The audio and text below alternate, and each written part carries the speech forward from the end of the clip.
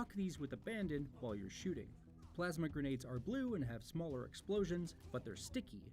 Land one on a player, and it's a guaranteed kill, and they're effective for bringing down vehicles. Dynamo grenades bounce around on the ground, dealing electrical damage to the area around them over time, which makes them great for closing off or clearing a specific area. Players who stand near them for a prolonged period will also be killed by them. Finally, spike grenades are designed for damaging infantry in close interior spaces. They do less damage than frags, but they will stick to walls and shoot out spikes that ricochet around to hit opponents again and again. In addition to guns and grenades, you'll also find deployable equipment scattered around the battlefield. These include a grapple hook, deployable cover, a recon sensor that highlights enemies, a thruster that gives you a short-range dash, and a repulsor that can bounce things away from you. They're similar to the armor abilities in past Halo games, and each has very specific use cases. The repulsor, for instance, can stop vehicles cold when they'd normally run you over, or send enemies back when they get too close. The deployable cover gives you a shield you can shoot through, but that will briefly stop incoming bullets, and the dash lets you quickly move in any direction. You should give all the equipment a try, and make sure you always have something equipped. Each equipment piece has limited numbers of uses, but in the right circumstances, they can save your life. There are also two kinds of equipment that rank in the same tier as power weapons, the active camo and the overshield. These are highlighted like power weapons on your HUD and usually spawn in the center of the map.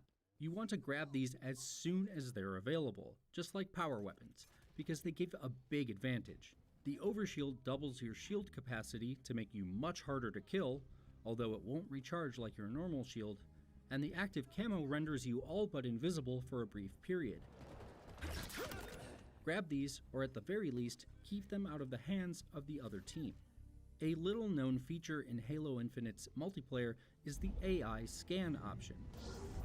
Hit the button for it, either Z on keyboard or down D-pad on controller, and you'll send out a scanning pulse around you that can help you identify things on the map.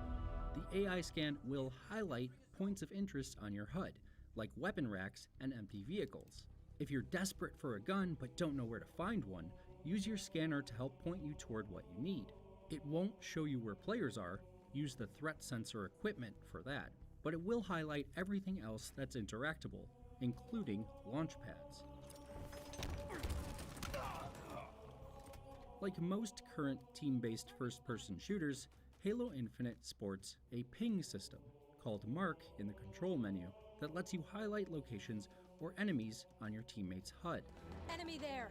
The system isn't as robust as in, say, Apex Legends, but it is a useful nonverbal way to show your allies where the action is, where they can find weapons or vehicles you don't need, or where opposing players are congregating. Marking targets can be very helpful to your team, so spread the intel around. Mark defaults to X on the keyboard and up D-pad on controller. Like power weapons, vehicles are essential to winning a lot of matches in Halo Infinite. They give you a ton of extra mobility and oftentimes firepower. You can use the vehicles themselves as weapons or to get out of a tight spot, and their mounted guns generally cut through Spartans without much trouble.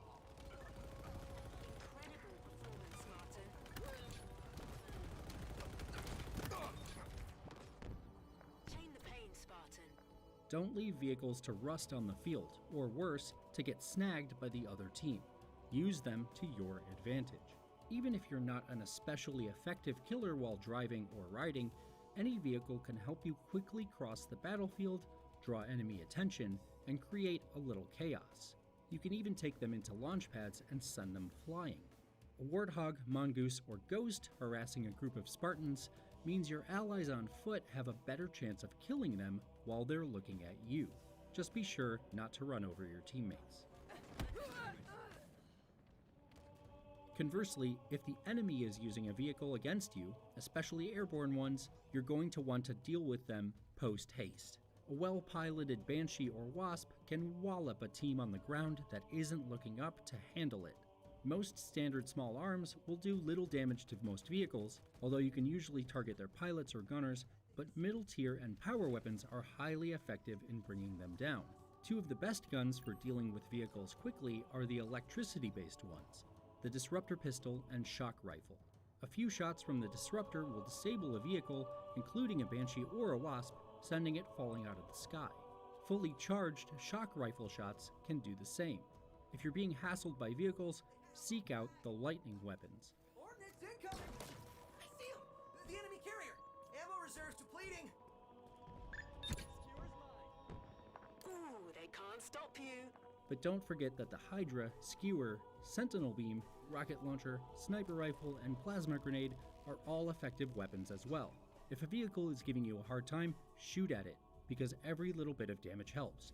You can also blow off the tires of ground vehicles or the wings of aerial vehicles to deal them extra damage.